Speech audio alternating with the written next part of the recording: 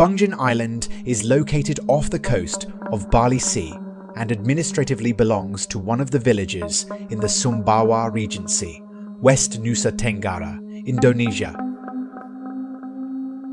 The island covers an area of only 8.5 hectares, with over 5,000 inhabitants residing here. BP's 2014, the majority of the island's population consists of the Bajo ethnic group from South Sulawesi, who have inhabited Bungin for the past 200 years.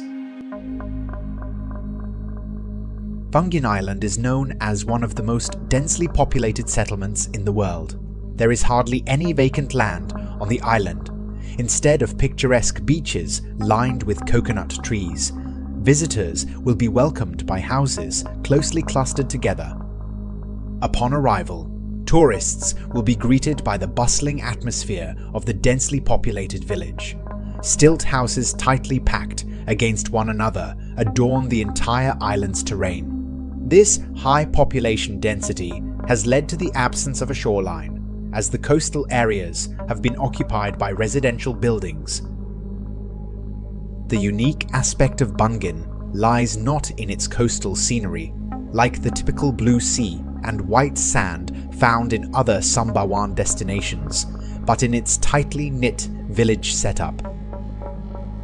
Despite lacking a coastal area, Bungin Island is renowned for its seafood culinary delights, especially the savory and salty dishes distinctive to the village. Floating restaurants offering a variety of seafood dishes are available here. Tourists can choose fresh fish directly from fish ponds at Pocket. The inhabitants of this island, the Bajo people, are skilled sailors, and it's no surprise that the children in Bungin are adept at navigating the seas and fishing. The village kids are accustomed to helping their parents by diving to catch fish in the sea. As 80% of the population work as fishermen, almost every household owns a private motorboat, which they use for fishing in the sea for fish or lobsters. In the past, Bungin Island was just a mound of white sand before being inhabited by the Bajo people. They constructed houses using dead coral reefs as the foundation. If lucky, tourists can witness the unique process of house construction in Bungin village, unlike anywhere else. Remarkably, the houses in this village do not use stones or soil as their base.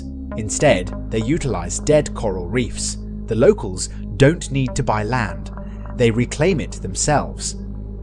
To build new houses, the locals must carry out land reclamation due to limited space on the island. They select areas still inundated with seawater, then create mounds of soil with the help of dead coral reefs marked with flags. Afterward, they can build their stilt houses on these coral mounds. Some residents choose to live under one roof with extended families, so it's not uncommon for one house to accommodate 3 to 4 families simultaneously.